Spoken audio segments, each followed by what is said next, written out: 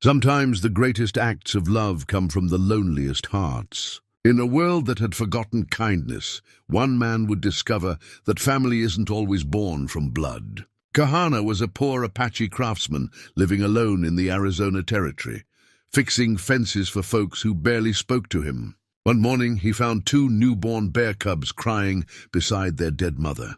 Instead of walking away, Kohana wrapped those cubs in his arms and raised them like his own children. He fed them by hand and slept beside them through cold nights. As the cubs grew into massive bears, something remarkable happened. When dangerous men came to drive Apache families from their land, those bears stood beside Kohana in ways that shocked everyone. Could the bond between one man and two wild animals change the fate of an entire valley? Before we jump back in, tell us where you're tuning in from, and if this story touches you, make sure you're subscribed, because tomorrow I've saved something extra special for you. The Arizona Territory in 1883 was a land of harsh beauty and harder realities. Red Earth stretched endlessly under a dome of impossible blue, where mesas rose like ancient monuments to forgotten gods. In the small settlement of Dry Creek, wooden buildings huddled together against the vastness, their weathered boards bleached silver by relentless sun. It was here, on the very edge of civilization, that Kohana made his humble home. His cabin sat apart from the others, a deliberate distance that spoke of mutual understanding rather than hostility. The Apache craftsman had learned long ago that proximity often bred discomfort among the white settlers, and he preferred the peace of solitude to the tension of unwelcome company. His dwelling was modest but well-maintained, a single room with a stone fireplace, rough-hewn furniture he had made himself, and walls lined with the tools of his trade. Kohana's hands told the story of his life. Weathered and scarred, they moved with the practiced precision of a man who had spent decades shaping leather and mending broken things. His fingers could coax new life from worn saddles, make fence posts stand straight and true, or fashion beautiful beadwork that reminded him of happier times. At 57, his black hair was streaked with silver, and deep lines mapped the sorrows and small joys of his years. The leather tool pouch that hung from his belt had been his companion for over 3 decades. Made from elk hide and decorated with simple geometric patterns, it contained awls and needles, small knives and punches, everything needed to repair the endless stream of broken tack and worn equipment that kept him fed. The pouch had once belonged to his father, and before that, his grandfather. It represented not just his livelihood, but a connection to ancestors who had worked with their hands and found dignity in honest labor. Each morning, Kohana would rise before dawn and brew coffee strong enough to wake the dead. He would sit on his small porch, watching the sun paint the eastern mountains gold, and plan his day. The routine never varied much. There were always fences to mend, saddles to repair, bridles to fix. The white settlers paid him fairly, if not generously, and he asked for nothing more than enough to buy supplies and the occasional luxury of store-bought tobacco. Sarah Mitchell owned the general store in Dry Creek, a woman of 45 with prematurely gray hair and eyes the color of winter sky. She had arrived 5 years earlier with her late husband, fleeing some unnamed tragedy back east. When consumption took him the second winter, she could have sold the store and returned to civilization. Instead, she stayed, becoming the unofficial heart of the small community. She treated Kohana with a kindness that others reserved for their own kind, never making him feel like a curiosity or a burden. "Morning, Kohana," she would say when he came to buy coffee or flour, her voice carrying genuine warmth. "How's that saddle coming for the Henderson boy?" "It will be ready by evening," he would reply, counting out coins with careful precision. The leather needed extra stitching. Better to do it right than do it twice. Marshall Thompson was another matter entirely. A fair man caught between impossible circumstances, he walked the line between keeping peace and keeping his job. He respected Kohana's skill and character, but understood the delicate balance that kept Dry Creek from exploding into the kind of violence that plagued other frontier towns. Thompson often found himself wishing the world was simpler, that good character mattered more than the color of a man's skin or the blood that ran in his veins. The other Apache families in the area lived on scattered homesteads, eking out livings from small farms and seasonal work. They maintained their traditional ways when possible, gathering for ceremonies and keeping the old stories alive. Kohana participated when invited, but remained somewhat apart, his grief having built walls that even his own people found difficult to scale. Years earlier, Kohana had been a different man. He had lived with his wife, Ayana, and their young son, Takoda, in a traditional wickiup several miles from the settlement. They had been happy in the way that people are when they understand their place in the world and find it good. Ayana had been known for her skill with medicinal plants, and their son had shown early promise as a hunter and tracker. The fever came in winter, swift and merciless. Within days, both wife and child were gone, leaving Kohana alone with his grief and the terrible silence that follows such loss. He had buried them in the traditional way, high on a rocky outcrop where their spirits could see the four directions. Then he had burned their belongings, packed his few remaining possessions, and walked away from the life he had known. The cabin on the edge of Dry Creek became his refuge from memory. He worked with methodical dedication, finding in the rhythm of repair and creation a kind of meditation that kept the worst of his sorrow at bay. The white settlers' children sometimes watched him work from a distance, fascinated by his skill, but warned away by parents who meant no harm, but understood even less. On the morning that would change everything, Kohana had risen as usual and checked his snares. Finding them empty, he decided to venture deeper into the desert to gather the medicinal plants that grew wild in hidden places. His people had always been careful stewards of such knowledge, taking only what was needed and leaving the rest to flourish. The desert in early morning was alive with subtle sounds, the whisper of wind through sage, the distant cry of a hawk, the almost inaudible skitter of lizards across stone. Kohana moved through this landscape like a man reading a familiar book, his trained eye spotting the plants he needed while his feet found the ancient paths worn by countless generations.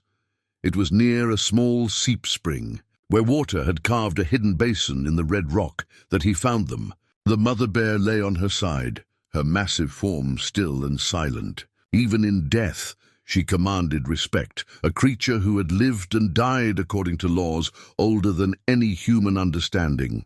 Beside her, so small they seemed more like puppies than bears, two cubs mewled pitifully for milk that would never come.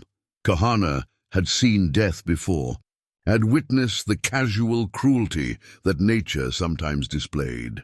But something about this scene stopped him cold. Perhaps it was the vulnerability of the orphaned cubs, or perhaps it was recognition of his own solitary state reflected in their abandonment. Whatever the reason, he found himself kneeling beside them, his weathered hands gentle as he examined the tiny creatures. They were newborns, eyes barely open, completely helpless without their mother. Left alone, they would be dead within hours. Kohana looked around the empty desert, listened to the silence that seemed to mock their helpless cries. Then, without fully understanding why, he gathered the cubs against his chest and began the long walk home. 3 months had passed since Kohana brought the cubs home, and the tiny creatures had transformed from helpless infants into energetic juveniles the size of medium dogs. He had named them in the traditional way, Mato meaning bear and Hanovi meaning strong deer. The names felt right on his tongue, carrying the weight of hope he had not felt in years.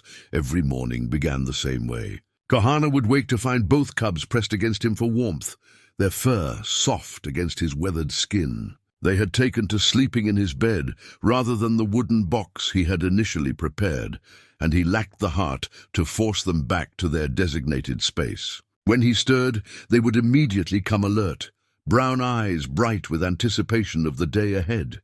Feeding them had been a challenge at first. Cow's milk diluted with water, delivered through rags they could suck, had kept them alive through the crucial early weeks. Now they eagerly devoured a mixture of milk, honey, and cornmeal, along with whatever meat scraps he could provide. Their appetite seemed bottomless, and Kohana found himself working longer hours to afford their growing needs. The simple rope collars he had fashioned marked their transition from wild creatures to something else entirely. Not quite pets, not quite family, but something uniquely their own. The collars were practical, allowing him to tether them when necessary, but they had become symbols of the bond forming between man and beast. Mato's collar was brown leather with small copper studs, while Honovi wore one of black leather decorated with tiny silver conchos. Their intelligence astonished him daily. They learned their names within weeks and came when called. More remarkably, they seemed to understand the boundaries of acceptable behavior without being taught. They never relieved themselves inside the cabin, waited patiently for meals, and showed remarkable gentleness around his tools and belongings. The cubs had become his constant companions during work. They would watch intently as he repaired saddles, occasionally batting at dangling leather strips, but never in a way that interfered with his labor. When he went to gather herbs, they followed like devoted dogs, their natural curiosity leading them to investigate every new scent and sound, while never straying far from his side. The morning everything changed started like any other. Kohana was working on a complicated bridal repair for Tom Henderson when he heard Mrs. Carmichael's chickens raising a tremendous fuss. The sound was different from their usual complaints, urgent, panicked. Through his open door, he could see the cubs had wandered toward the neighboring property, drawn by curiosity about the squawking birds. By the time he reached the scene, the damage was done. The cubs had somehow gotten into the chicken coop, not with malicious intent, but with the playful curiosity of young animals encountering something new and exciting. Feathers filled the air like snow, and several chickens lay dead. Mato sat in the middle of the destruction, looking pleased with himself, while Honovi had cornered a terrified hen and was sniffing at it with scientific interest. Mrs. Carmichael stood at her kitchen window, face pale with shock. Her husband emerged from their barn carrying a shotgun, his expression grim. "Kohana!" he shouted. "Get those damned beasts away from my birds!" Kohana quickly called the cubs to his side, noting with relief that they responded immediately despite their excitement. He gathered the dead chickens, counting 3 hens and a rooster, a significant loss for a family that depended on eggs for both food and income. "I will pay for them," he said quietly, knowing the gesture was necessary but insufficient. "Pay for them." Mrs. Carmichael had emerged from her house, her voice shrill with anger and fear. "Those are wild animals. They could have killed me if I'd been in the yard." Word of the incident spread through Dry Creek with the speed of wildfire. By afternoon, a small crowd had gathered at the marshal's office, their voices creating a buzz of concern and complaint. Kohana waited outside with the cubs, who seemed to sense the tension and pressed close to his legs. Marshal Thompson emerged, his face grave. "Kohana, we need to talk." He gestured toward his office, then reconsidered as several people objected to allowing the cubs inside the building. "Let's walk." They headed toward the edge of town, the cubs trotting alongside like well-trained dogs. The marshal was quiet for a long time, clearly struggling with his words. "They're getting big," he finally said. "Yes, they grow quickly. People are scared, Kohana. They don't understand what you're doing with these animals." "They are not animals," Kohana replied firmly. "They are my family." Thompson stopped walking and turned to face him. "I understand that. I truly do. But the law doesn't see it that way. Wild animals are wild animals, regardless of how you raise them. And after today," he gestured helplessly, "the Carmichaels will be compensated. It will not happen again. How can you guarantee that?" "They're bears, Kohana. Bears that are getting bigger every day."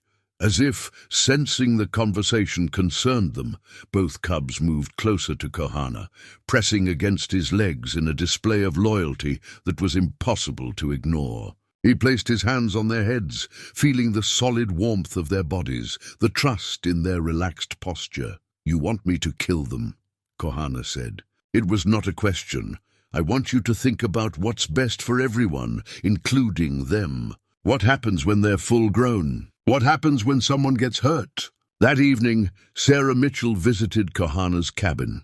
She brought fresh bread and a jar of her own preserves, ostensibly a social call, but clearly motivated by concern. The cubs greeted her with gentle enthusiasm, remembering her kindness from previous encounters. "They're beautiful," she said, scratching behind Matto's ears as he leaned against her legs. "Look how they trust you. The marshal thinks I should get rid of them." Sarah was quiet for a moment, watching Honovi investigate the bundle she had brought. "What do you think?" "I think they chose me as much as I chose them. When I found them, they were dying. Now they are alive and healthy and happy. How can that be wrong?" "It's not wrong," she said firmly. "But it's not simple either." As darkness fell, Kohana sat outside his cabin with the cubs sprawled at his feet. Stars emerged in the clear desert sky, the same constellations his ancestors had used to navigate both physical and spiritual journeys. Somewhere in the distance a coyote howled, and both cubs lifted their heads to listen, their wild heritage stirring briefly before they settled back into domesticated calm. The next morning brought unwelcome visitors. 3 men on horseback appeared at the edge of his property, their clothes too fine for honest ranch work, their eyes too calculating for casual travelers. The cubs immediately sensed something amiss, rising from where they had been playing to position themselves protectively on either side of Kohana. The lead rider was a man of perhaps 45, with silver hair and cold blue eyes. He wore a black suit despite the heat, and carried himself with the confidence of someone accustomed to getting his way. "You must be the Apache with the bears," he said, his voice carrying the flat accent of somewhere back east. "I am Kohana. These are Matto and Honovi." The man smiled, but the expression held no warmth. "Clayton Wade. I represent certain interests regarding land development in this territory." His gaze moved from the cubs to the cabin, to the modest improvements Kohana had made to his property. "Interesting setup you have here. Very interesting indeed." 6 months after rescuing them, Matto and Honovi had grown into magnificent juveniles. Where once they had been small enough to sleep curled against Kohana's chest, they now stretched nearly 4 feet in length and weighed close to 100 pounds each. Their playful antics had given way to a more thoughtful demeanor, though they retained the gentle nature that had characterized them from the beginning. The hand-carved wooden bowl that Kohana had made during their first week together had become a symbol of their domesticated life. Crafted from mesquite wood and worn smooth by daily use, it held their water and sometimes their food. He had carved it during those first uncertain nights, when he wasn't sure if the cubs would survive their first week. Now it sat beside his cabin door, a testament to the care and dedication that had transformed 2 dying creatures into thriving young bears. Their daily routine had evolved into something resembling a dance of mutual respect and understanding. Each morning, Kohana would wake to find them waiting patiently by the door, their internal clocks perfectly synchronized with his own. They knew that first came the morning meal, then the gathering expedition into the desert, followed by the afternoon work period, when they were expected to stay close but quiet. During these herb-gathering expeditions, the cubs had proven themselves invaluable companions. Their keen senses could detect water sources from great distances, and their natural curiosity had led to the discovery of several plant varieties that Kohana had not found in years. They seemed to understand instinctively which plants were important to him, often bringing him samples of herbs they had encountered during their exploratory wanderings. More remarkably, they had begun to learn the subtle art of boundaries and respect. When Kohana worked on delicate repairs that required concentration, they would settle nearby, but never interfere. They had learned to distinguish between times when play was welcome and times when serious work demanded quiet attention. This intelligence went far beyond simple animal training. It suggested a depth of understanding that Kohana found both remarkable and humbling. The transformation in Kohana himself was equally profound. For the first time in years, he woke each morning with purpose beyond mere survival. The cubs had given him a reason to plan for the future, to consider improvements to his property, to engage more actively with the world around him. Where once he had lived day to day, now he found himself thinking about winter preparations, about how to better protect and provide for his unusual family. It was during this period of growing confidence that Ayana first appeared at his door. An elderly Apache woman from a homestead 20 miles to the north.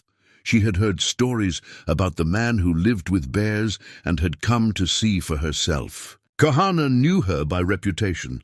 She was considered a medicine woman of considerable power, someone who maintained connections to the old ways that many of their people had begun to forget. She was small and weathered, her gray hair braided with traditional ornaments. Her dress a mixture of Apache and Mexican styles that spoke of a long life spent adapting to changing circumstances. When she appeared at his door just before sunset, the cubs immediately sensed something different about her.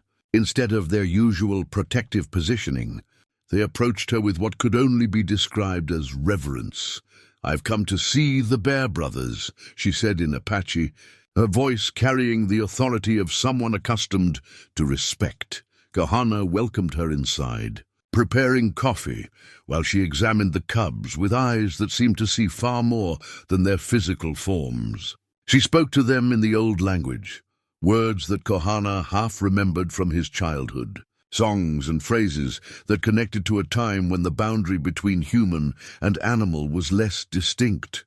"They know you," she said finally, settling back with her coffee cup cradled in wrinkled hands. "Not as a master knows his animals, but as family knows family." "They are my family," Kohana replied. "The only family I have left," Ayana nodded slowly. "There are old stories about such bonds, stories of men who were chosen by the bear spirits to be their brothers and protectors. In the old days, such men were greatly honored, for they carried the strength of the bear clan within them. I'm just a man who found 2 orphaned cubs. Are you?" She fixed him with a penetrating stare. "Or are you a man who was led to find them when they needed you most, and when you needed them just as desperately?" As if in response to her words, both cubs moved closer to Kohana, their massive heads resting against his knees in a display of affection that had become their evening ritual. Ayana watched this interaction with the careful attention of someone reading signs in nature. "There is trouble coming," she said quietly. "I have heard whispers from other settlements, stories of men asking questions about Apache land rights, about which families have proper documentation for their homesteads." This was news that Kohana had been dreading, but not entirely surprised to hear. Throughout the territory, Apache families were facing increasing pressure from land speculators and government officials who questioned their right to remain on ancestral territories. The formal end of the Indian Wars had not brought peace, merely a different kind of conflict fought with paperwork and legal technicalities instead of bullets. "What kind of questions?" he asked. "The kind that come before evictions. Someone is mapping our holdings, determining which families might be vulnerable to legal challenges."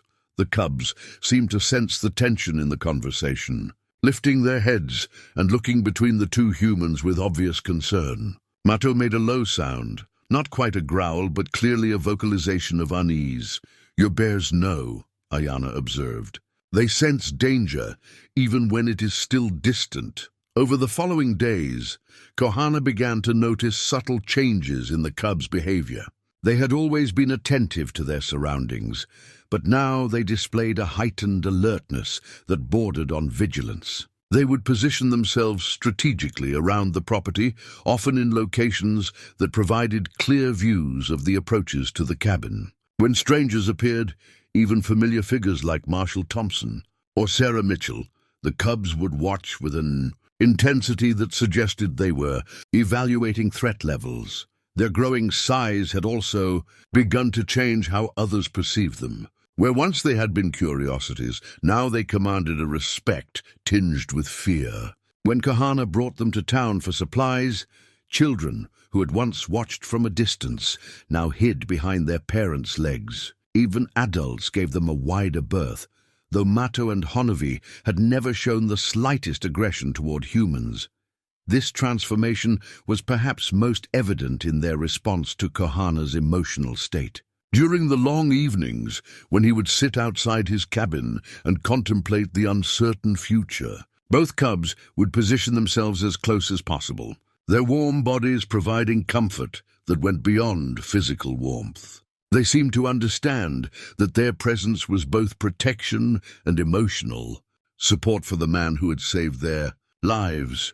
The wooden bowl that had once seemed large, enough for two small cubs now, looked almost comically small beside their massive heads. But they continued to drink from it with careful precision, never spilling a drop, as if they understood its symbolic importance in their shared domestic life. As autumn approached and the desert heat began to moderate, Kohana realized that the peaceful phase of their life together was drawing to a close. The cubs were no longer small enough to be dismissed as harmless pets, and the questions that Ayana had mentioned suggested that larger forces were beginning to take notice of their isolated corner of the territory. Still, he refused to let worry overshadow the profound joy he found in their companionship. By late autumn, Mato and Honovi had grown to the size of small horses, their powerful frames carrying the promise of even greater size to come. Their intelligence had evolved far beyond simple obedience to something approaching genuine understanding. They could read Kohana's moods with uncanny accuracy, responding to subtle changes in his posture or tone that even longtime human friends might miss. The cubs had developed their own personalities as distinct as any two brothers. Mato was the more adventurous of the pair, always the first to investigate new sounds or scents, but also quick to position himself between Kohana and any perceived threat. Honovi was more contemplative, often sitting quietly for long periods as if pondering questions beyond human understanding, but when action was required, he moved with devastating efficiency. Their loyalty had been tested and proven in ways that Kohana could never have anticipated. They refused food from anyone else, even when hungry. Sarah Mitchell had attempted to feed them during one of Kohana's brief absences, offering fresh meat that would have tempted any normal animal. Both cubs had politely but firmly declined, waiting patiently for their chosen human to return. The sacred eagle feather that Ayana had presented during her blessing ceremony hung above Kohana's door, its presence a constant reminder of the spiritual significance she attributed to his bond with the bears. She had spoken of ancient prophecies and tribal memories, of times when the boundary between human and animal consciousness was less rigid than modern thinking allowed.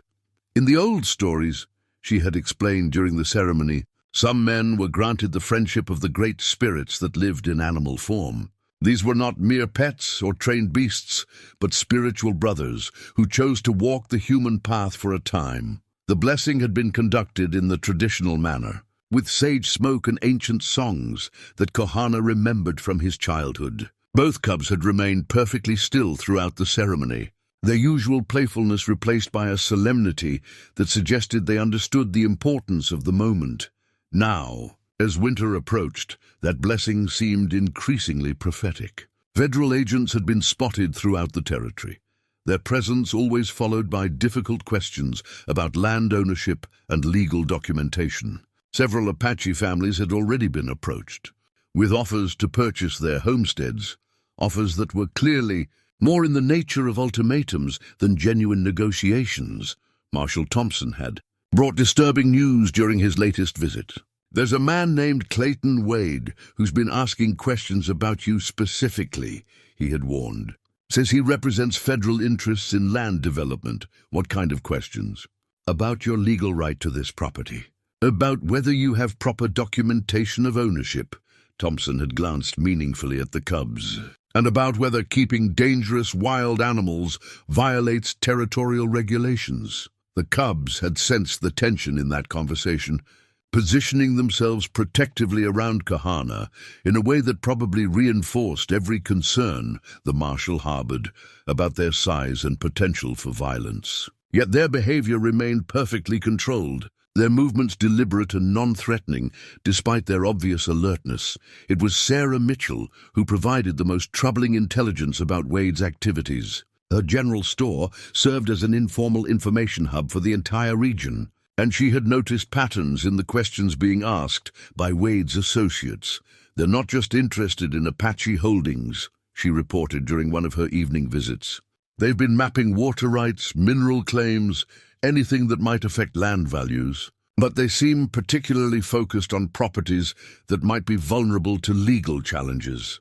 Her affection for Kohana had deepened over the months, though both of them were too reserved to speak directly about feelings that seemed to grow stronger with each shared conversation. She brought practical gifts, food, clothing, small comforts that improved his daily life, but her presence itself had become the greatest gift. For the first time since losing his wife and son, Kohana found himself considering a future that included another person. The cubs had accepted Sarah completely, treating her with the same gentle respect they showed Kohana. They would greet her arrival with obvious pleasure, allowing her to scratch behind their ears, and sometimes resting their massive heads against her legs as she sat outside the cabin in the evening. This acceptance was not given lightly. They remained aloof with most other humans, politely tolerant but never truly welcoming. During one of these quiet evenings, Sarah had voiced the question that haunted all their thoughts. "What will you do if they force you to leave?" Kohana had considered the question carefully before answering. "This is my home.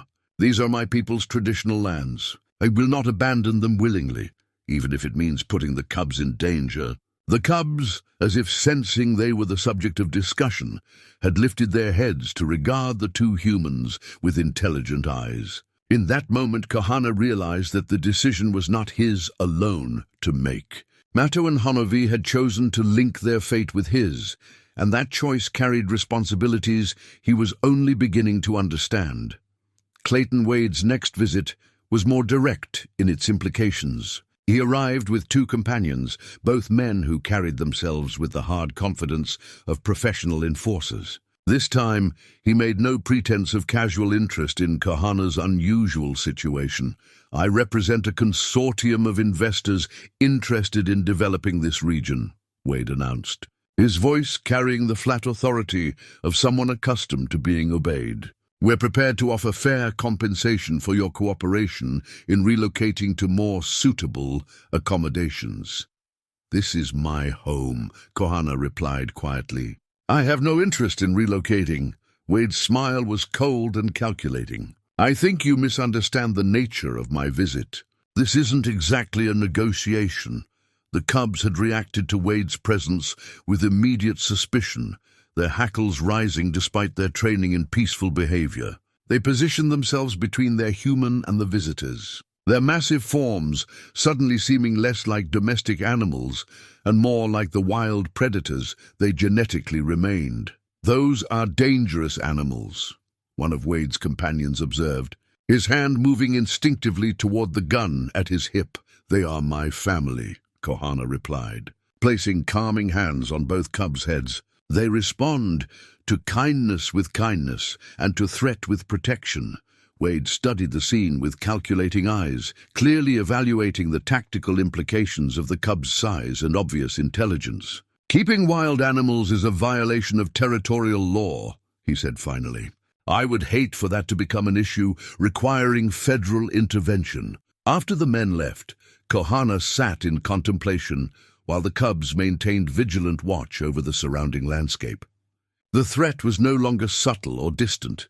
It had taken physical form and announced its intentions clearly. The peaceful life he had built with Mato and Honovi was about to be tested in ways he could only begin to imagine. That night, he retrieved his father's war lance from its place of honor in the cabin, running his fingers over wood worn smooth by generations of hands. He had hoped never to need such reminders of his warrior heritage, but circumstances seemed to be forcing choices he had never wanted to make. Clayton Wade returned to Dry Creek with the force of a winter storm, bringing with him a small army of hired gunmen and a collection of federal paperwork that seemed to legitimize his increasingly aggressive demands. The transformation of his approach from veiled threats to open intimidation marked a turning point that no one in the territory could ignore. The systematic harassment began with the Yazzie family, who operated a small farm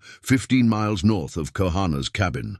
Wade's men arrived at dawn, claiming to be conducting a survey for tax assessment purposes. By noon, they had discovered irregularities in the family's land documentation that would require immediate legal resolution. The Yazzies, faced with the choice between expensive litigation they could not afford or accepting Wade's offer to purchase their property, reluctantly agreed to sell at a fraction of its true value. Word of the Yazzie eviction spread through the Apache community like wildfire, carrying with it the clear message that resistance was futile. Wade's papers bore official-looking seals and signatures that gave his actions the appearance of legal legitimacy, even though many suspected the documents were fabricated or obtained through corruption. Kohana heard about the Yazzie family's fate from Ayana, who arrived at his cabin with tears in her ancient eyes. They loaded their possessions into 2 wagons and left for the reservation, she reported. 3 generations of work on that land, and they had to abandon it all. The war lance that had belonged to Kohana's father seemed to grow heavier in his hands as he contemplated what these developments meant for his own future. The weapon was more than a tool of conflict. It was a symbol of his people's resistance to those who would steal their heritage and dignity. For years, it had hung on his wall as a reminder of a warrior tradition he had hoped to leave in the past. Now it seemed to pulse with renewed relevance. The cubs sensed the change in their human's emotional state with the intuitive accuracy that had characterized their relationship from the beginning. They began patrolling the property with increased vigilance, their massive forms moving through the landscape like furry sentinels. Their behavior suggested they understood that the peaceful phase of their lives was ending and that darker times lay ahead. It was Matto who first detected the presence of Wade's scouts on Kohana's property. The big bear had been resting in the shade near the cabin when his head suddenly snapped to attention, his nostrils flaring as he tested the air. Within seconds, both cubs were on their feet, their bodies tense with readiness. Kohana followed their gaze and spotted 3 men on a distant ridge, using spyglasses to examine his homestead. The scouts retreated when they realized they had been detected, but their message was clear. Wade was gathering intelligence for what appeared to be a more direct confrontation. That evening, Kohana made a decision that he had been postponing for weeks. He began training the cubs for the possibility of actual combat. The training sessions took place in the pre-dawn darkness, when curious eyes were less likely to observe what might be interpreted as preparation for violence. Kohana used his knowledge of traditional hunting techniques to teach the cubs how to move silently, how to use terrain for concealment, and how to coordinate their actions for maximum effectiveness. Both bears proved to be remarkably apt students. Their natural intelligence, combined with their absolute trust in Kohana's guidance, allowed them to master complex maneuvers that would have challenged trained war dogs. They learned to respond to subtle hand signals, to approach targets from multiple directions simultaneously, and to distinguish between threatening and non-threatening human behavior.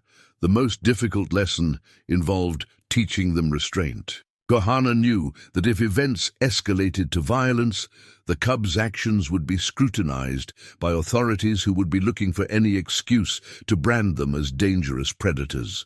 They needed to be able to defend themselves and their human family without crossing the line into unprovoked aggression. Marshal Thompson arrived at the cabin during one of these training sessions, his expression grave as he watched Honovi respond to Kohana's silent commands with military precision. "That's not the behavior of a pet," he observed quietly. "They are not pets," Kohana replied. "They are family members who understand that our family may need to defend itself." Against what? Against men who would take our home and destroy our way of life. Thompson was quiet for a long moment, watching as both cubs settled into alert but non-threatening positions at Kohana's feet.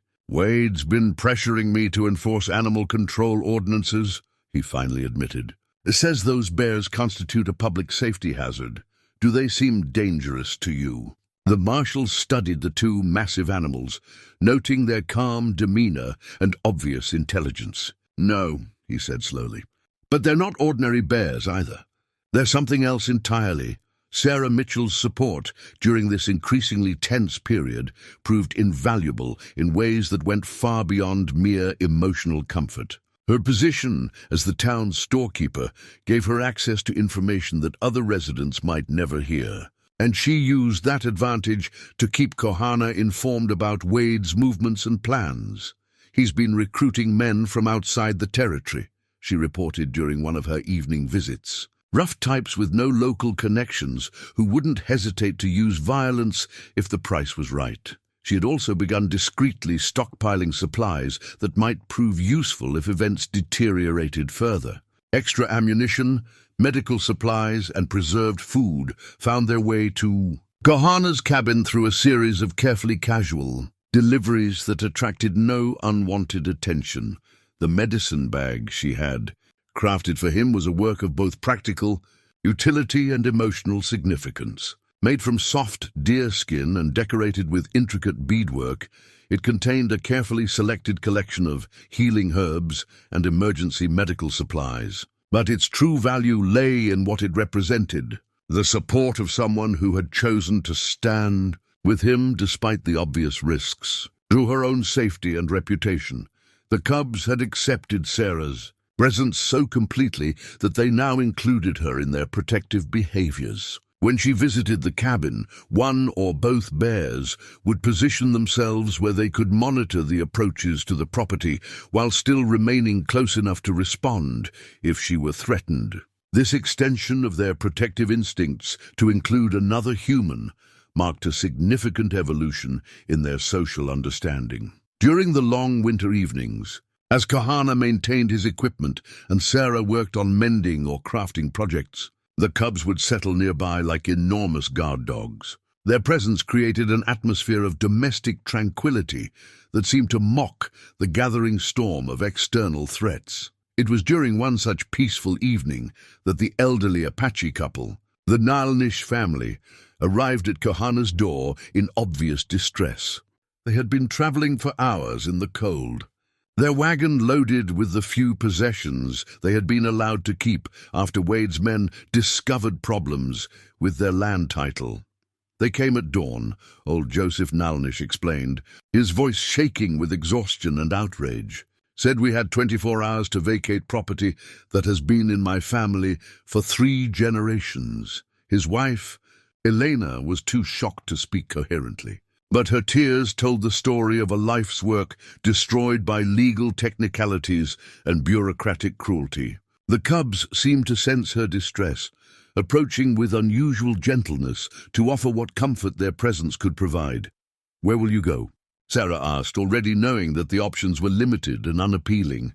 "The reservation, I suppose," Joseph replied bitterly, "though I would rather die on my own land than live as a beggar on government charity." Kohana offered them shelter for the night, but both husband and wife were eager to put distance between themselves and the scene of their dispossession. They accepted food and water for their journey, but declined to stay longer than necessary to rest their horses. As their wagon disappeared into the darkness, Kohana felt the weight of his father's war lance in his hands and understood that the time for passive resistance was drawing to a close. Wade's campaign of intimidation and forced evictions had crossed a line that no person of honor could ignore. The cubs seemed to share his resolve, their behavior becoming more focused and purposeful with each passing day. They had moved beyond simple alertness to something approaching a state of readiness for battle. Their patrol patterns had become more systematic, their responses to unusual sounds or scents more immediate and decisive. When Ayana next visited, she immediately noticed the change in both man and bears. "The time of choosing has come," she observed, settling beside the fire with the careful movements of advanced age. "The spirits that guide your bear brothers are preparing for war." "I never wanted this," Kohana replied. though his voice carried more resignation than regret. "No warrior worthy of the name ever wants war," she said gently. "But when evil comes to your door, you must choose between surrender and resistance. There is no third path." That night, as Kohana lay in his bed with the cubs pressed against him for warmth, he made the final mental preparations for a conflict he could no longer avoid. Wade had made his intentions clear through his treatment of the Yazi and Nalnish families. The only remaining question was how many other families would suffer before someone stood up to stop the systematic destruction of their community. The cubs' steady breathing and warm presence reminded him that he was no longer alone in facing whatever challenges lay ahead. Together, they had become something more than the sum of their individual parts, a family bound by love and loyalty that transcended the usual boundaries between species. Wade's campaign of intimidation escalated dramatically with a series of night raids that left the remaining Apache families living in constant fear. Crops were burned under cover of darkness, livestock disappeared without explanation, and homes were vandalized with messages warning of worse consequences.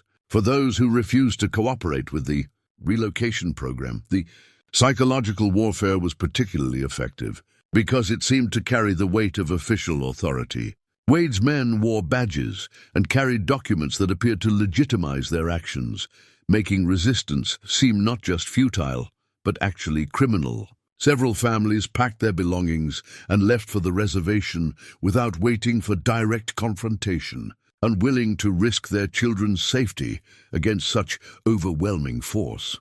Marshal Thompson found himself caught between his legal obligations and his personal sense of justice. When the Big A family reported the theft of their horses, he dutifully investigated but found no evidence that would stand up in court. When the Martinez homestead was burned, he documented the crime but could identify no suspects.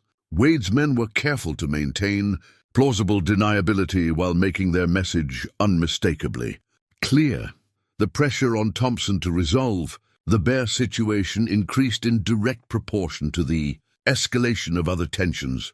Wade made regular visits to the marshal's office, filing formal complaints about the dangerous wild animals being harbored by an unstable individual with a history of anti-government sentiment. Those bears represent a clear and present danger to public safety, Wade argued during one particularly heated exchange. What happens when they finally attack someone? Will you be able to explain to a widow why you failed to enforce territorial law? Thompson's response reflected his growing understanding of the true nature of the conflict. Those bears have never shown aggression toward anyone. The only danger I see in this territory comes from men who profit from other people's misery. It was during this period of increasing tension that Kohana began teaching the cubs more sophisticated defensive tactics. The training sessions now included scenarios where they might need to protect not just their immediate family, but other members of their extended community. The bears proved remarkably adaptable, learning to distinguish between authorized visitors and potential threats, between defensive actions and unprovoked aggression. Their intelligence seemed to grow with the complexity of the challenges they faced. Matto developed an uncanny ability to detect hidden weapons, his nostrils flaring when strangers carried concealed firearms. Honovi showed equal skill at reading human intentions, his body language shifting subtly to indicate when apparently friendly visitors harbored hostile plans. The cubs had also begun demonstrating protective behaviors toward other Apache families who visited Kohana's cabin seeking advice or assistance. They would position themselves strategically during these meetings, their presence serving both as comfort to the visitors and warning to any observers who might be gathering intelligence about the growing resistance movement. Sarah's involvement in this informal resistance network deepened her relationship with Kohana while simultaneously increasing the danger to her own position in the community. Her store had become a covert meeting place where information was exchanged and mutual support organized. She used her legitimate business relationships to gather intelligence about Wade's activities while providing cover for Apache families who needed to communicate without attracting unwanted attention. The medicine bag she had crafted for Kohana now contained more than herbs and medical supplies. Hidden within its innocent contents were messages from other resistance families, maps of Wade's operational patterns, and small tokens of solidarity from community members who dared not express their support openly. Her growing love for Kohana had evolved beyond personal affection to include genuine respect for his role as an emerging leader of their community's resistance efforts. She had watched him transform from a solitary craftsman into someone who carried the hopes and fears of an entire people, and that transformation had deepened her commitment to both the man and the cause he represented. The cubs seemed to understand the significance of her devotion, treating her with a respect that bordered on reverence. They would often position themselves where they could observe both Kohana and Sarah simultaneously, as if recognizing that protecting one required protecting the other. It was Ayana who first articulated what many in the community had begun to recognize, that Kohana and his bears had become symbols of resistance that transcended their individual circumstances. During a clandestine gathering of family representatives, she spoke with the authority of someone who had witnessed many cycles of conflict and survival. The bear spirits chose their human brother not for his strength alone, but for his heart, she explained to the assembled group. They saw in him someone who would not bend when others broke, who would not abandon his people when the cost of loyalty became dear. Her words carried special weight because of her reputation as a keeper of traditional wisdom. When she spoke of spirit guides and ancient prophecies, even the most practical listeners understood that she was describing forces larger than politics or land disputes. The vision she shared during that gathering would later be remembered as a turning point in the community's resistance. She spoke of a great battle approaching, but also of victory achieved not through violence alone, but through the unity of all living things, human and animal. Earth and sky, past and future. The time of the bear brother has come, she concluded, her ancient eyes bright with certainty.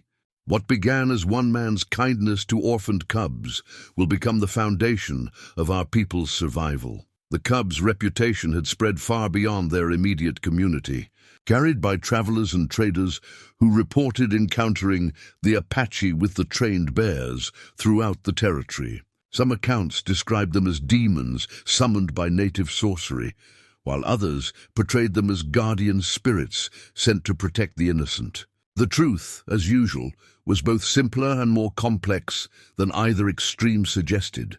What could not be disputed was their growing effectiveness as both deterrent and defense. Wade's scouts had stopped approaching Kohana's property after several encounters with bears who appeared seemingly from nowhere to escort unwelcome visitors firmly off the premises. No violence had been necessary. The mere presence of two fully grown bears was sufficient to discourage even the most determined intruders. This success, however, had come at a cost. Wade's frustration with his inability to intimidate or eliminate Kohana had led to increasingly desperate measures. Professional hunters had been recruited from outside the territory, men whose reputation for dealing with problem animals included a willingness to use any means necessary to complete their assignments. The arrival of these specialists marked a new phase in the conflict, one where the cubs would face enemies trained specifically to kill creatures like them. The stakes had escalated beyond property disputes or legal technicalities to a more fundamental question of survival. As winter deepened and the frequency of raids increased, Kohana found himself accepting a role he had never sought but could no longer avoid. The other Apache families looked to him for leadership, not because of any formal authority, but because he had demonstrated the courage to stand when others could only endure. The transformation from peaceful craftsman to war chief was neither easy nor welcome, but it was necessary. The cubs had given him the strength to resist, and now that resistance had become the foundation for their community's hope of survival. The truth about Clayton Wade's identity emerged through the most unlikely of sources, a battered silver pocket watch that fell from his vest during a heated confrontation with Marshal Thompson. Sarah Mitchell was the first to notice the inscription on its cover, elegant script that read, "Colonel C. Wade, 3rd Confederate Cavalry, for valor at Shiloh." The discovery sent shockwaves through the community as the implications became clear. Wade wasn't simply a land speculator operating. Under federal authority, he was a former Confederate officer whose federal credentials were elaborate fabrications designed to legitimize a personal war that had never truly ended. Sarah brought the intelligence to Kohana immediately, her hands shaking as she described what she had witnessed. "He's not working for the government at all," she explained. "Those badges, those papers, they're all fake. He's been conducting his own private campaign against Apache families using forged documents and hired guns." The revelation recontextualized everything they had experienced over the previous months. Wade's systematic targeting of Apache homesteads wasn't driven by legitimate development interests, but by a deep-seated hatred rooted in Civil War grievances. His campaign of intimidation and forced evictions was essentially a continuation of the racial conflicts that had torn the nation apart 20 years earlier. Marshal Thompson's investigation into Wade's background revealed an even more disturbing pattern. The man who had presented himself as a federal representative was actually wanted in 3 territories for similar schemes involving forged government documents and the fraudulent acquisition of Native American lands. His associates included several men who were listed as fugitives from justice, wanted for crimes ranging from cattle theft to murder. The Cubs had sensed something fundamentally wrong about Wade from their first encounter, their natural instincts detecting a corruption that went beyond mere greed or ambition. Their behavior around him had been markedly different from their reactions to other strangers, more aggressive, more protective, as if they could smell the evil that human senses couldn't perceive. Ayana's response to this revelation was both vindication and prophecy. "The spirits that guide your bear brothers knew his true nature before any human recognized it," she explained during an emergency gathering of community leaders. "They smelled the blood on his hands, the hatred in his heart.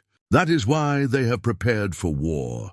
The discovery of Wade's true identity fundamentally changed the nature of their resistance. What had seemed like an impossible struggle against federal authority was revealed to be a fight against a criminal enterprise operating outside the law. This meant that their defensive actions would be legally justified rather than seditious, assuming they could survive long enough for legitimate authorities to intervene. More importantly, it explained the unusual ruthlessness of Wade's campaign. His methods went far beyond what any legitimate government operation would sanction, including the systematic use of terror tactics that belonged more to guerrilla warfare than legal proceedings. The night raids, the destruction of property, the threats against children, all reflected the mindset of someone for whom this conflict was deeply personal. Wade's military background also explained his tactical sophistication. The coordinated nature of his attacks, the intelligence gathering, the psychological warfare, these were the methods of someone trained in cavalry operations during one of the most brutal conflicts in American history. He wasn't simply a criminal. He was a trained killer who had never accepted defeat. The professional hunters he had recruited were revealed to be fellow Confederate veterans, men who shared his resentment toward Native Americans who had aided Union forces during the war. Their mission wasn't just to eliminate troublesome bears, it was to complete the ethnic cleansing that their commander believed should have been accomplished decades earlier. This revelation transformed the Cubs from potential liabilities into essential assets. Their presence hadn't escalated the conflict. They had simply revealed its true nature by being immune to Wade's usual intimidation tactics. Their loyalty to Kohana and protection of Apache families made them targets because they represented everything Wade was trying to destroy: the silver pocket. Watch became a symbol of the community's newfound understanding of their situation. Zara kept it as evidence of Wade's deception, but its greater value lay in what it represented, proof that their resistance was not only justified but necessary for their survival. Marshal Thompson's allegiance shifted decisively once he understood the scope of Wade's deception. The lawman, who had been torn between conflicting authorities, now understood that he faced a choice between legitimate law enforcement and criminal conspiracy. His decision to support the Apache families wasn't just morally correct, it was legally required. The revelation also explained why Wade's federal support had seemed so inconsistent and questionable. Real government agents would have followed established procedures, maintained proper documentation, and shown respect for due process. Wade's operation had none of these characteristics because it was essentially an elaborate confidence game designed to intimidate victims into surrendering property without compensation. The Cubs' supernatural awareness of Wade's evil nature took on new significance in light of these discoveries. Their instinctive hostility hadn't been simple animal suspicion. It had been recognition of a predator whose hatred ran deeper than human understanding could easily grasp. The community's response to this intelligence was swift and decisive. Families who had been considering flight to the reservation instead chose to stand and fight, understanding that retreat would only delay an inevitable confrontation with an enemy who would never stop hunting them. The false federal authority that had paralyzed their resistance efforts was revealed as smoke and mirrors, freeing them to defend themselves with the full weight of legitimate law on their side. Wade's crime spree had crossed so many legal boundaries that arresting him would actually be a service to multiple territorial governments. Most significantly, the truth about Wade's identity elevated Kohana's role from reluctant resistance leader to legitimate defender of his community. His actions weren't seditious, they were heroic. His bears weren't dangerous animals. They were guardians protecting innocent families from a criminal predator. The transformation in community morale was immediate and dramatic. Where once there had been fear and resignation, now there was anger and determination. Wade had built his power on deception and intimidation, but both weapons lost their effectiveness once his true nature was exposed.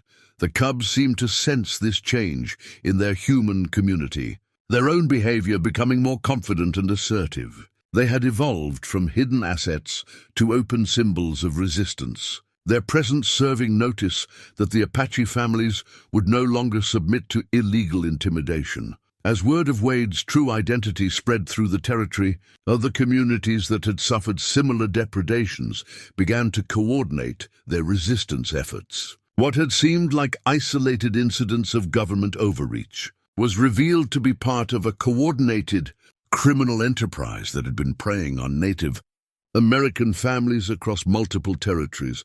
The silver pocket watch had become more than evidence. It was the key that unlocked a much larger conspiracy and provided the community with both the legal justification and moral authority to fight back against their oppressors. The battle lines were now clearly drawn, and for the first time since the crisis began, the Apache families found themselves fighting from a position of moral and legal strength. The unity drum that Ayana brought to Kohana's homestead was an artifact of immense spiritual significance, its ancient hide surface bearing the scars of countless ceremonies stretching back through generations. As she positioned it carefully, in the center of his main room, the Cubs immediately recognized its importance, approaching with the reverent curiosity they reserved for objects of power.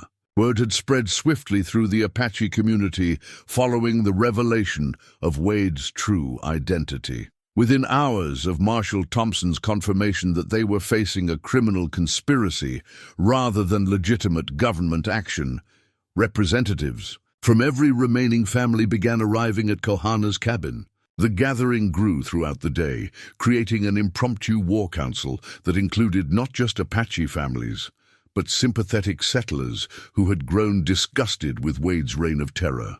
Sarah Mitchell arrived with her wagon loaded with supplies that went far beyond the medical kit she had publicly announced. Hidden beneath bolts of fabric and sacks of flour were rifles, ammunition, and other necessities that would prove essential in the coming confrontation. Her commitment to their cause had evolved beyond personal loyalty to Kohana into genuine partnership in their community's survival. The cubs patrolled the perimeter constantly during these preparations, their massive forms moving through the landscape with purpose that transcended mere animal behavior. They had somehow understood that the gathering represented preparation for battle, and their protective instincts had expanded to encompass the entire group of allies assembling at their home.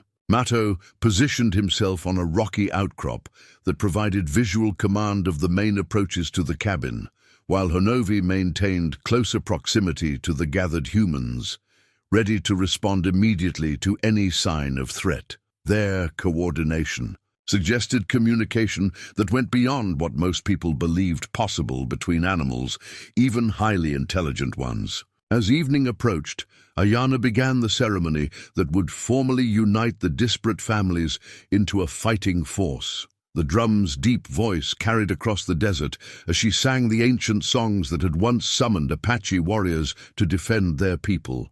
The cubs responded to the rhythmic pulsing with vocalizations of their own, their voices joining the human chorus in harmonies that seemed to bridge the gap between species. Kohana found himself accepting the role that circumstances had thrust upon him with a gravity that surprised even his closest allies. The solitary craftsman who had simply wanted to live quietly with his unusual family was gone, replaced by someone who understood that leadership sometimes comes to those least prepared for its burdens, but most willing to bear them. The strategic planning session revealed both the strengths and limitations of their position. They had the advantage of defending familiar terrain against an enemy whose local knowledge was limited. The cubs provided reconnaissance and deterrent capabilities that no conventional force could match. Most importantly, they now fought with the law on their side rather than against it. Their disadvantages were equally clear. Wade commanded superior numbers and professional military experience. His men were well-armed and motivated by both payment and racial hatred that made them dangerous opponents. The approaching winter weather would favor defenders with local knowledge, but it also limited options for retreat or resupply. Marshal Thompson's arrival after dark brought both good news and sobering intelligence. Federal marshals were indeed en route to investigate Wade's activities, but they were still days away. The immediate crisis would have to be resolved by local resources, with outside help arriving only in time to clean up the aftermath. "Wade knows his time is running out," Thompson reported to the assembled group. "His scouts have been probing your defenses all day, and he's called in additional men from his operations in other territories. He's planning something big and soon." The cubs' behavior during this briefing suggested they had already detected signs of the approaching confrontation. Both bears remained in constant motion, checking and rechecking their perimeter, their agitation increasing as the night wore on. Their supernatural senses were picking up threat indicators that human awareness couldn't perceive. Sarah's role in the final preparations went far beyond providing supplies. Her knowledge of Wade's personality and methods, gained through months of careful observation, proved invaluable in predicting his likely tactics. She understood that his Confederate military background would lead him to favor conventional assault patterns that could be anticipated and countered. "He thinks like a cavalry officer," she explained during the tactical discussion. "He'll want to use mounted attacks to break your defensive positions quickly. But that means he'll have to come at you through terrain that limits his mobility." The emotional preparation proved as important as the tactical planning. Families gathered around small fires to share final words and exchange personal tokens that would carry their love into battle. Children who were too young to fight were prepared for evacuation to hidden camps where they could wait out the coming storm. Kohana's personal preparation included painting traditional war markings on both himself and the cubs, using pigments that Ayana had prepared according to ancient formulas. The ritual served both spiritual and practical purposes, marking them as warriors while providing psychological benefits that would prove crucial in the heat of battle. The cubs accepted their war paint with solemn dignity, seeming to understand that the red handprints on their foreheads marked their transformation from protected family members to active participants in their community's defense. The ceremony formalized what their training had already established.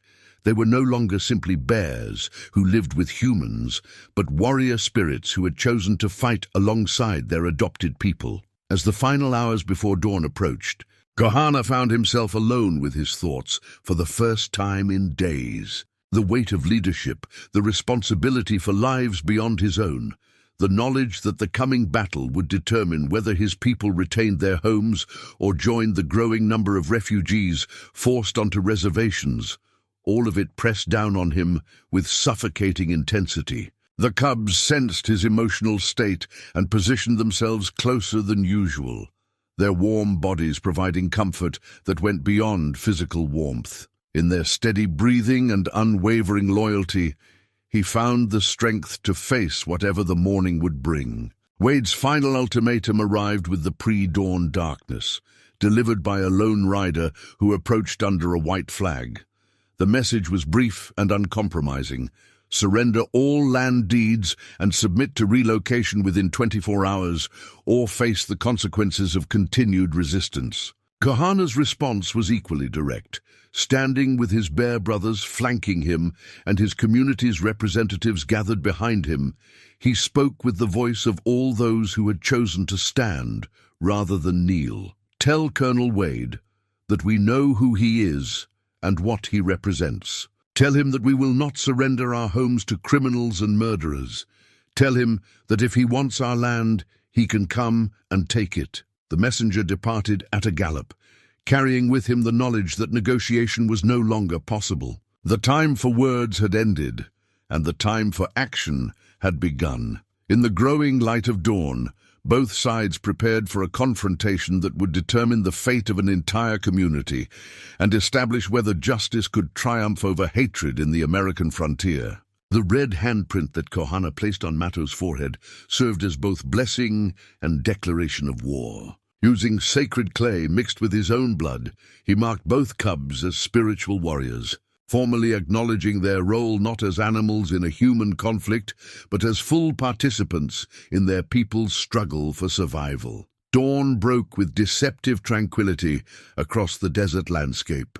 The rising sun painted the eastern mountains in shades of gold and crimson that might have inspired poetry under different circumstances. Instead, it illuminated the dust clouds raised by Wade's approaching force, a dark line on the horizon that grew larger and more ominous with each passing minute. The cubs had positioned themselves according to the tactical plan developed during the night-long strategy session. Mato occupied a concealed position among the rocks on the northern approach, where his size and mobility would allow him to strike at Wade's flanks if the attack developed as expected. Hanovi remained closer to the main defensive positions, ready to respond to threats against the cabin or provide support wherever the fighting became most intense. Their behavior had undergone a subtle but unmistakable transformation. The playful bears who had once delighted in simple games and gentle affection had been replaced by focused predators whose every movement spoke of deadly purpose. Yet they remained completely responsive to Kohana's commands, their wild instincts perfectly balanced by their absolute loyalty to their human family. Wade's force appeared first as a distant shimmer in the morning heat, then resolved into a column of mounted men riding in military formation. Even at a distance, their professional bearing was evident in the way they maintained spacing and discipline during their approach. These were not the casual raiders who had terrorized isolated homesteads under cover of darkness. They were experienced fighters prepared for serious combat. The psychological warfare began before the first shot was fired. Wade's men spread out in a broad line, facing the Apache defensive positions, their horses stamping and snorting in response to the tension radiating from their riders. The sight of 30 armed men arranged in battle formation was designed to overwhelm the defenders with the sheer impossibility of successful resistance. Then the cubs made their presence known. Mato's roar echoed across the canyon like thunder, a sound that spoke of primordial power and barely contained violence. The effect on Wade's horses was immediate and devastating. Animals that had been trained for cavalry work suddenly found themselves confronting the scent and sound of an apex predator, and their instinctive terror overrode years of military conditioning. Several horses reared, dumping their riders onto the rocky ground. Others spun in circles, fighting their riders' attempts to maintain control. The carefully organized battle line dissolved into chaos as men struggled with mounts that had suddenly become more interested in flight than fight. Wade's voice cut through the confusion, roaring orders that slowly restored some semblance of organization to his scattered force. His own horse was better trained than most, responding to his iron control despite its obvious terror. But the psychological advantage had already shifted decisively toward the defenders. Kohana emerged from the cabin carrying his father's war lance, its ancient wood gleaming in the morning sun. He wore the traditional war paint of his ancestors, but his voice carried the measured authority of someone who had never wanted this fight but was fully prepared to finish it. "You have come to steal land that belongs to my people," he called. Across the distance separating the two forces, "You have terrorized families and destroyed homes. You have brought war to a place that wanted only peace." Wade spurred his horse forward, placing himself between his men and the Apache positions. His own transformation was equally dramatic. Gone was the smooth politician who had relied on forged documents and legal intimidation. In his place sat a veteran cavalry officer whose hatred burned with the intensity of old wounds. "You're harboring dangerous animals and interfering with lawful government operations," he shouted back, maintaining the fiction of official authority, even though both sides knew it was no longer credible. "The only dangerous animals I see wear boots and carry guns," Kohana replied. "The only lawful authority here will arrive when the federal marshals come to arrest you for your crimes." The verbal sparring ended when Wade drew his pistol and fired into the air, the signal for his men to attack. The Battle of Dry Creek had begun. The assault developed exactly as Sarah had predicted. Wade's cavalry training led him to attempt a mounted charge designed to break the defensive positions through shock and overwhelming force. But the terrain that had seemed favorable for such tactics from a distance proved treacherous for horses already spooked by the presence of bears. Mato struck first, emerging from concealment like a furry avalanche as the left wing of Wade's charge approached his position. His appearance among the mounted men created instant pandemonium. Horses screamed and bolted in every direction, carrying their riders away from the battle, whether they wanted to go or not. The bear's tactics showed the effects of his training. Rather than simply attacking with instinctive savagery, he moved with calculated precision, targeting horses rather than riders, using his presence as a weapon more devastating than claws or teeth. Men who fell from their panicked mounts found themselves facing a creature that could have killed them instantly, but instead chose to drive them away from the fight. Hanovi's intervention came moments later as the right wing of the charge approached.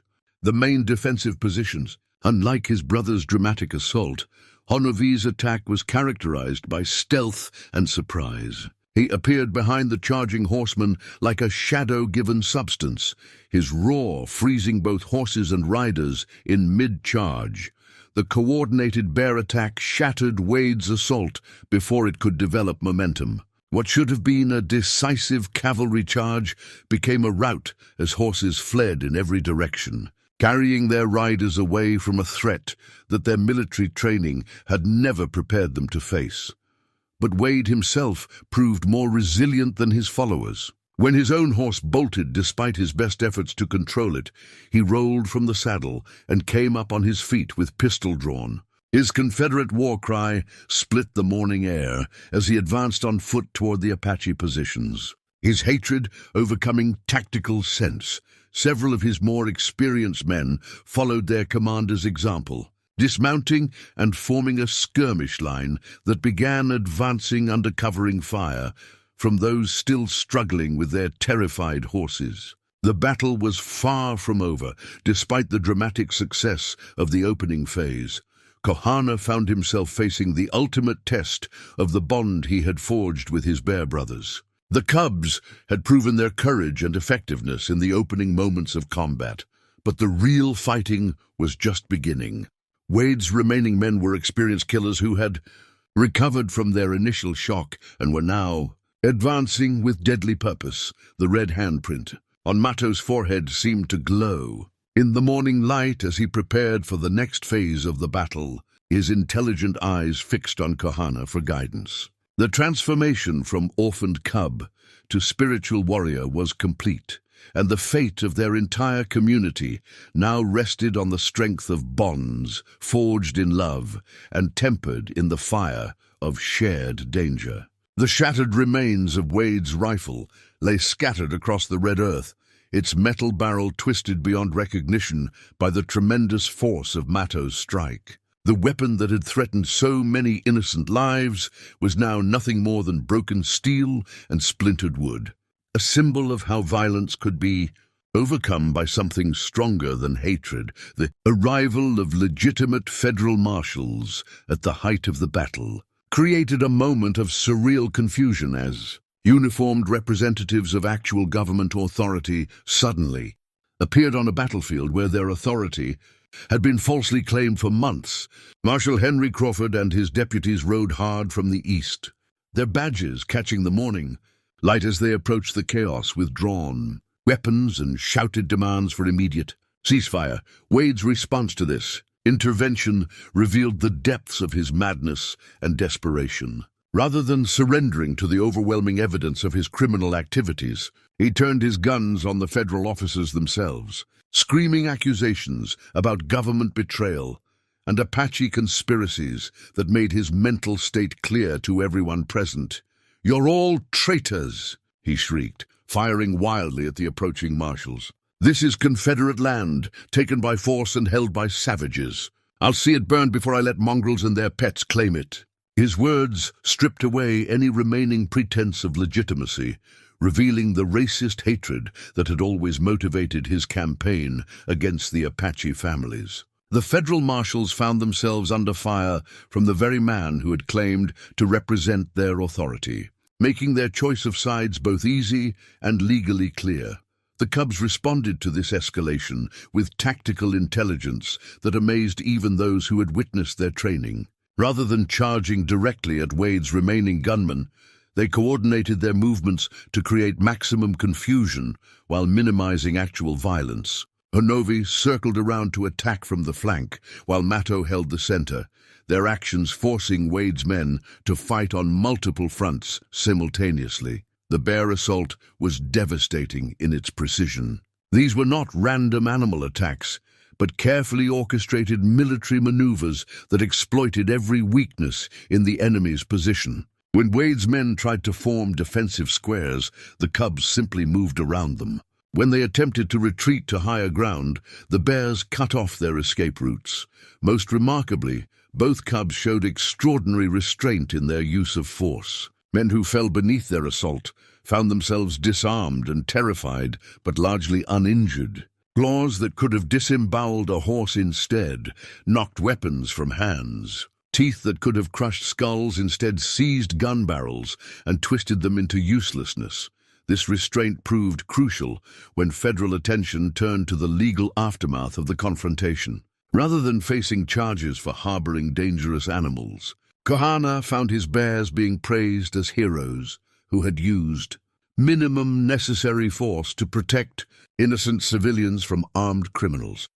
The personal confrontation between Kohana and Wade came to its climax in a circle of scattered rocks near the main cabin. Both men had been wounded, Kohana by a rifle bullet that grazed his shoulder, Wade by fragments from his own weapon when Mato destroyed it. They faced each other with the ancient intensity of warriors whose conflict had transcended mere legal or territorial disputes. Wade drew a hidden knife from his boot, the blade flashing silver in the morning light as he lunged forward with the desperation of a man who had nothing left to lose. His Confederate war cry echoed across the battlefield as he committed himself to a final act of violence that would settle nothing but might satisfy his burning need for revenge.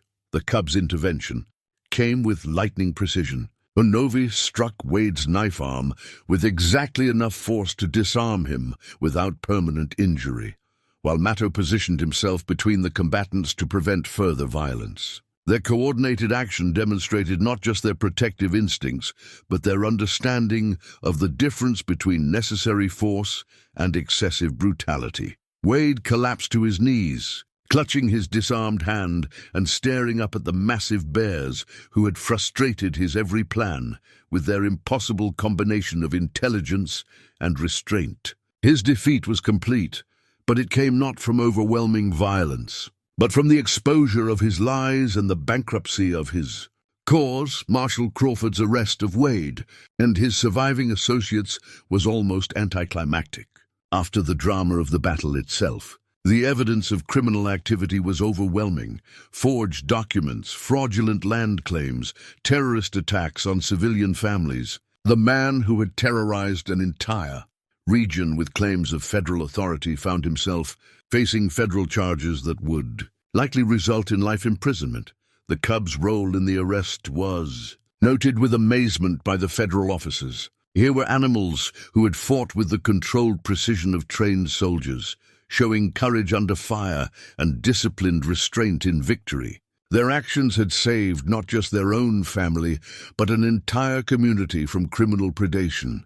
The aftermath of the battle revealed the true scope of Wade's criminal enterprise. Documents found in his saddlebags showed similar operations in 3 other territories, involving dozens of forged federal commissions and the theft of thousands of acres of Native American land.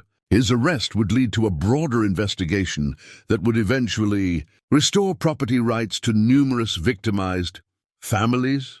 Sarah's treatment of Kohana's wound provided an intimate moment of connection.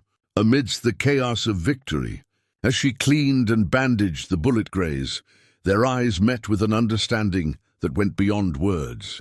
The crisis had revealed the depth of their commitment to each other and to the community they had helped save. The cubs settled beside their wounded human with obvious relief, their great heads resting against his legs as if to reassure themselves that he was safe. The red war paint on their foreheads had been joined by actual blood, none of it their own, but their gentle nature had reasserted itself now that the threat was ended. The federal marshal's investigation of the battlefield revealed the remarkable nature of what had occurred. Despite the intensity of the combat, casualties had been minimal. Wade's men had been defeated and disarmed rather than killed, their horses scattered rather than destroyed. The Apache families had defended themselves with a combination of traditional courage and unprecedented animal allies. Marshal Crawford's official report would later describe the cubs as the most remarkable example of trained animal assistance in law enforcement that this office has ever documented. Their actions had been not just effective, but legally exemplary, providing exactly the level of force necessary to protect innocent civilians while avoiding unnecessary violence. The broken rifle that lay at Wade's feet served as a perfect metaphor for the defeat of his entire enterprise. The weapon of hatred and oppression had been literally shattered by the power of loyalty and love. Its fragments scattered across the same earth that Wade had tried to steal through lies and intimidation. As the dust settled and the magnitude of their victory became clear, Kohana found himself surrounded by a community that had been transformed by shared struggle. Families who had lived in terror for months were free to reclaim their homes and their dignity. The cubs who had begun as orphaned animals had become the protectors of an entire people. The battle was over, but its consequences would reshape the territory for generations to come. The family portrait captured a moment that would have seemed impossible just a year earlier. Kohana and Sarah standing together outside their expanded cabin, while Matto and Honovi flanked them like enormous, gentle guardians. The traveling photographer who documented this scene could hardly believe what his camera was recording. A formal family portrait that included two fully grown bears as beloved family members. 6 months after the battle that ended Wade's reign of terror, the transformation of Dry Creek and the surrounding territory was nothing short of miraculous. Where once there had been fear and uncertainty, now there was prosperity and hope. Apache families had returned to homesteads they had abandoned, their land rights legally confirmed by federal authorities who had witnessed firsthand the consequences of allowing criminal enterprises to operate. Under false government sanction, Kohana's recovery from his battle wounds had been complicated by his reluctance to rest while so much reconstruction work needed to be done. The bullet graze that had furrowed his shoulder served as a permanent reminder of the price of freedom, but it had healed cleanly thanks to Sarah's careful nursing and the cub's constant protective presence during his convalescence. The marriage of Kohana and Sarah had been celebrated by the entire community, a joyous occasion that marked not just the union of two individuals, but the symbolic healing of divisions between Apache and white settlers. The ceremony itself had been conducted according to both Apache tradition and territorial law, with Matto and Honovi serving as honored witnesses to the vows that formalized what everyone had long recognized. Their wedding had also marked the cubs' complete acceptance as community members rather than curiosities. Children who had once hidden behind their parents' legs now played games with the gentle giants, their laughter echoing across the settlement as they discovered that bears could be patient playmates, as well as fearsome protectors.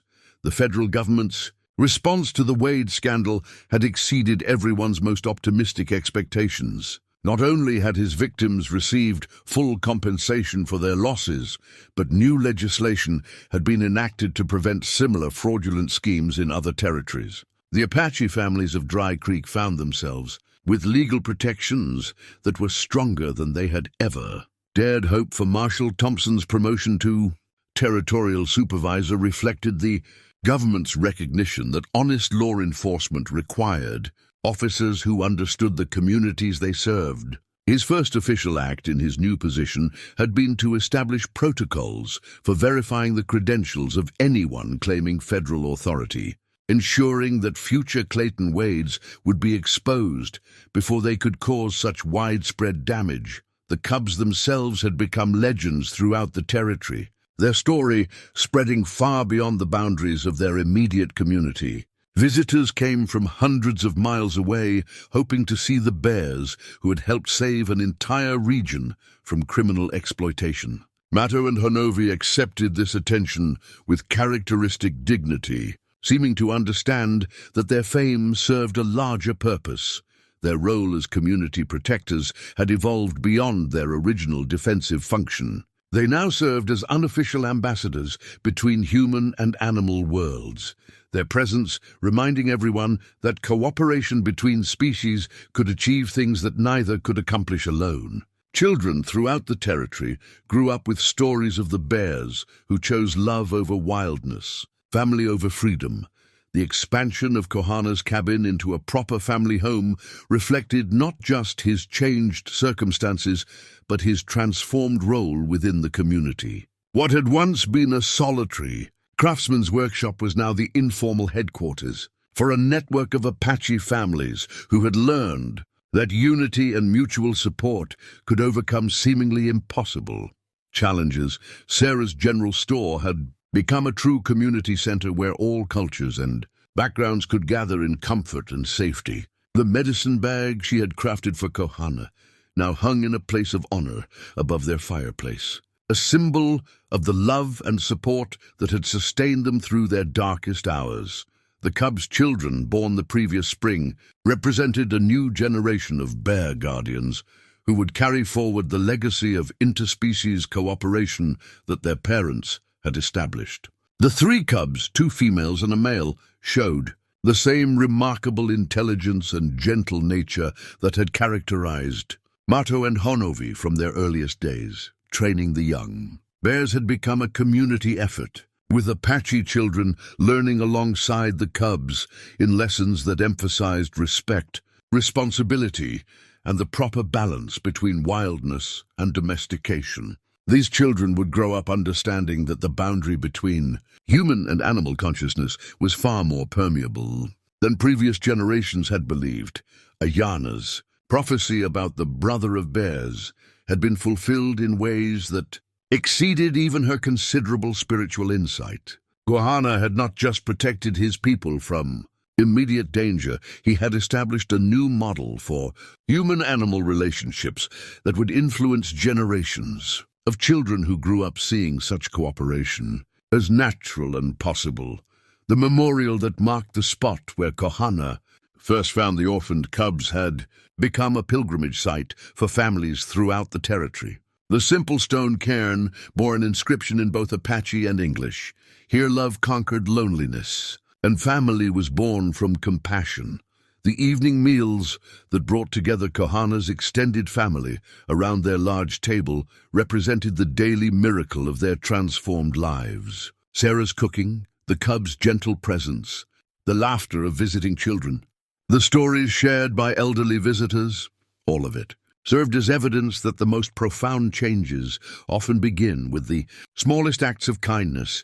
The wooden bowl that had once seemed so large for two tiny cubs now looked almost comically small beside the massive heads of their grown children, but it remained in daily use as a symbol of continuity and growth. The next generation of cubs drank from the same vessel that had sustained their parents, creating an unbroken chain of family tradition.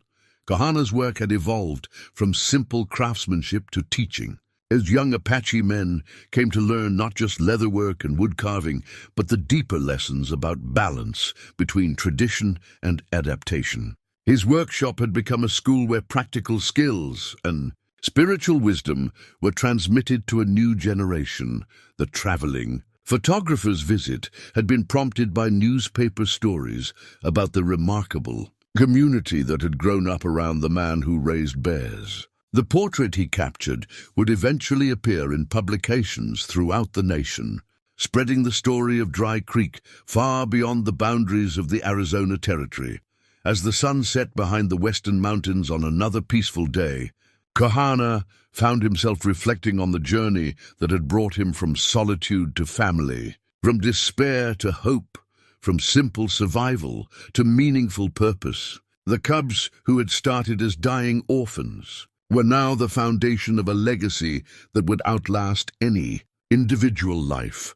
The story that had begun with an act of compassion toward two helpless creatures had become a testament to the power of love to transform not just individual lives but entire communities. In a world too often divided by fear and hatred, Kohana and his bear family had proven that understanding and cooperation could create something stronger than either could achieve alone. The legend of the Apache who raised bears would be told for generations. But the reality was even more remarkable. A quiet revolution built on the simple truth that family is defined not by blood or species, but by the depth of love and loyalty that binds hearts together across any boundary.